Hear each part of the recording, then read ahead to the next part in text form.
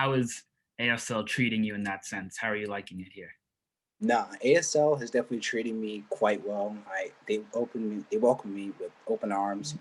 Advisors were shooting out emails. Come July, shout out to Mr. Yo and Miss Thompson for just shooting those emails and having them Zooms. They made that transition much easier. First couple of days, I've been a new kid quite a few times, so being the new kid wasn't that crazy for me. So I made friends fast.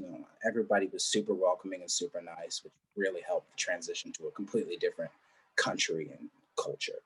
We know you used to play a lot of football back in the States. So just have to start a couple questions about that. When did you start playing football? I've been playing football pretty much my entire life, since I was 5. So I guess I had 11 years under my belt. So I literally played like me my entire life. Oh, all right, all right. And what was it like playing in the US? Well, at first, the first team I played for, probably from like 5, 6, 7, 8, 9, 10, they completely sucked. Like we didn't win any games. I think we went 0-10. We were like, the Jets. I know that'll hit home for Spencer. That's how bad. And so I moved across town to Virginia Beach, and I played for this team, the Mustangs. They produce good players. Percy Harvin played for them for a while, Tosh Boyd, etc. And so luckily, my second year, we won the national championship, went down to Florida, Disney. We played ball against some pretty darn good teams, which was nice and very competitive. It was on ESPN, which was pretty nice as a 13-year-old kid or 12. And so fast forward to my high school years, freshman year, I was pretty good. I started out playing freshman football for a little bit. I scored probably 4 touchdowns a game. I was that dude. So I got promoted up to varsity as a freshman, which was pretty competitive considering the guys I was playing against. 3-star, 4-star recruits, which is pretty competitive. So what was it like as you being a student athlete, having to deal with that pressure and that workload for football, along with the schoolwork that you were doing? Well, it's definitely challenging being a student athlete. I was lucky enough, great parents and all. They instilled a bunch of discipline in me at a young age, so it was pretty easy compared to some of my other counterparts who had trouble with school. It was very challenging though. It would start out each day. You'd have to wake up at 5:30. You go to speed training from 6 to 7. You get back at 7:30 and had to be on the school bus and in school by 8. So in that sense, it was always very challenging. And then hours after school, we had practice. You probably get home at 9, 10 o'clock at night. Then you got to do homework till, midnight, 2 in the morning. So it was very, taxing on the body and on the mind. But it was all, in pursuit of playing a game that you love. So I have no complaints or regrets. I know Nick was also interested in this question, but how has your life changed now that you're living in London and not playing football? You know, I guess you can say it changed for the better. At first, when the move to London, I was very, bummed out about not playing football, considering I'd played it my entire life, literally. But the change has been nice and bad at the same time. I like having free time now, as which I wouldn't have, and I get to get 4 hours of extra sleep. But then at the same time, you have those days where you get to reminisce on the games, like, oh, like I should have done this, I could have done this, etc. But I always like to keep in contact with some of the coaches back in the States and just keep my name out there, keep my reputation fresh. And I always, like, literally every day I watch probably an hour of old football film or just film from the teams. I try to contact them every once in a while, be like, hey, listen, you guys could have done this, that, and the third. So I try to keep myself as immersed as possible, considering I can't play anymore. Do you think you're going to go back into playing? I think it is possible. I've been shooting a couple of emails around with old coaches, mentors, etc. They've connected with some people in the UK who have football clubs, leagues, etc. So I think it's definitely a possibility. It is at the same time. My time maybe has gone by. I don't think I'll play football in college, but I would like to play lacrosse in college. But I think the football thing I'll leave to my middle brother, considering how physically talented he is. Going back, you talked a lot about football, kind of like mentioned like almost like a community type aspect sounded like. So we were wondering, athletes like LeBron James and like a football player, Marcus Rashford, have been super outspoken about social justice issues. So we were wondering, how do you think the BLM and other movements of the sort have affected professional sports within the US? Well, I feel like That's kind of a tricky question. I feel like it's gone both ways. Obviously, you got started out, with Colin Kaepernick, and that whole double-sided event, with people, slamming him, and then you have people endorsing him for what he did. And obviously, he got his neck chopped off by the higher ups, considering he doesn't have a job anymore.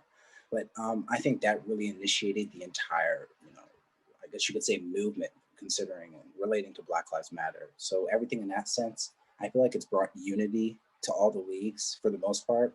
I mean, obviously have a few differentiating apples in the patch, but overall, I feel like the NBA, the NFL, all this football, Premier League, and all the clubs in those have really come together for one goal, and really just for change. And that's all they're asking for. Not asking for something extraordinary, just equality and change. And then do you kind of, I guess Spencer already touched up on this a little bit, but do you have any like athletes that you think have done really well at this, or I guess to stand against injustices in the sports?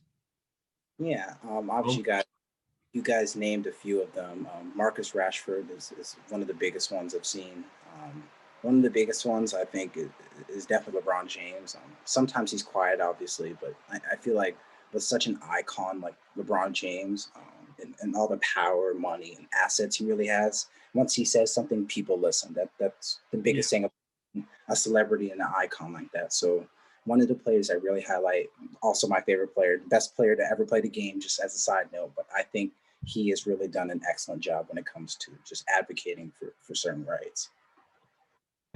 Speaking of using your voice and advocating for yourself, Nick and I know that you did start a club in light of the Capitol riots, the United as One Club. So Yes. give us a little insight on what inspired you to start it. No, yeah. Obviously, we've seen a bunch of, I guess you could say incorrect events going on in the past, I guess you could say year, and definitely most before that. But the biggest thing now is social media, and everybody's just taking videos of it, etc. And so obviously when that came in, you're like, all right, there's certain things in life where you just have to keep your mouth shut in order to just progress in life, I guess you could say. But then with the Black Lives Matter protests, you see people getting, just, for lack of a better word, I guess you could say, destroyed. And then we see, the Capitol storming. And I'm sure a bunch of people share the similar opinion. Is the fact that it almost seems like a double standard. And so when you see, this certain group of people, which I'm not going to limit them to one group, storm a quite highly secured building in the Capitol, and considering all the technology and security that goes into protecting the congressmen, congresswomen, legislators, etc. And once you see that, you just see people coming through like it's free, like it's a carnival or something of that sense. It's kind of quite alarming because it shows it on a political, national, and global sense, and just how things are such double standard. Because I think if there was one difference in the type of people who have stormed the Capitol, I think that could have gone much poorly. It could have been a very deadly and very costly outcome to the stormers. Yeah, and just kind of more pulling to the club itself. Do you have any specific goals for the club, or do you have any plans on growing it? Because this seems very interested. This seems very interesting. What you're focusing on, and I'm sure there's a lot of kids at ASL that would love to take part in it. No, yeah, I'm definitely, I'm still going through the logistics right now. I'm trying to, talk to a bunch of people back in the States as well, along with ASL. I know, people keep shooting me texts that, this is similar to SJC, etc. But my biggest difference is the fact that, it's not such, I guess you could say, student run, or just like student, I guess you say political club, where, they deal with, all the administration stuff. This is coming to, where it's an open space for everybody just to talk. Like it doesn't have, but it's just an open discussion. There's no, positions. Yeah, exactly. Yeah. And so like a group discussion. And so that's what I really want it to be. Obviously, I'm still trying to go through the goals. Obviously, you want to respect everybody's opinion, etc. So the biggest thing would be just, get people just, I do have a Google, I think it's a Google Sheet or something, where you can just put your email in. I'm going to start shooting out emails quite soon. but I'm also trying to organize one back in the States as well, because I know that's not even such a thing in the area I'm at. So if I can do two clubs, without the time difference and able to manage it, I definitely want to get that done. So if I can just get people to, just shoot me an email. Obviously, my name is Brian Lewis, and just shoot me the email. Say, hey, listen, I'm interested. And once I get, a substantial amount of people, not even just a few people, and then I'm just going to start running the club. Yeah, That sounds great. And hopefully this podcast can help with letting people know. For sure, I hope so. I mean, yeah, I think that's super interesting how you're not only focusing on, ASL where you are now, but also people in your old school and where you're from. But just logistically, how do you plan to reach out to those people from your old school? So obviously I've been sending, through the administration, I do have quite reputation and, rapport with some of the administrators, principals there. So I've been shooting a few emails here and there and just, talking to old friends, students, like, hey, listen, is this something you'd be willing to do? Because I don't want to waste your time. I don't want to waste my time, because time is a finite resource. And so I'm just getting more and more interest. People like, yeah, listen, this is a great idea. I'm willing to do it. And so I'm looking forward to, in the coming weeks, to just get this organized. That sounds great. Actually, that I really hope that that'll turn out well. I hope. Have you done anything like this in the past? Maybe your old school, or is this something new for you yourself as well? No, this is completely brand new for me. Obviously, these times create new people, and so Yeah, I'm typically, the laid back person. I just let things go. But obviously, with the recurring events and being, a person who's able to vote in, 2 years, but obviously 4 years with the next term, and just I wanted to get my name out there. I wanted to use, I guess, the reputation, the friendship networking I have to the best of my ability. So instead of wasting the talent and just using it in order to help others, because that's obviously my biggest thing, is helping others. Well, I think that's everything for today. Do you have any final things you'd like to add about anything we've asked, or?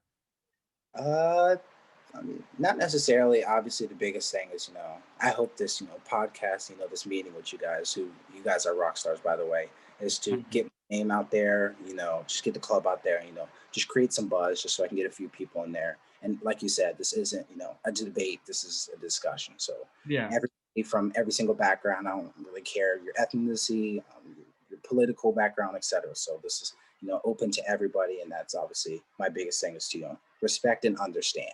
Because yeah. it may not be your opinion, but you should have to respect it and then understand where they're coming from. Yeah.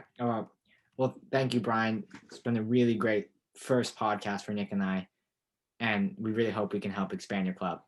Thank you. Yeah, I appreciate it, guys. I really Thank you do. very much for spending your time with us today. No worries. I appreciate it. It was worth it. All right.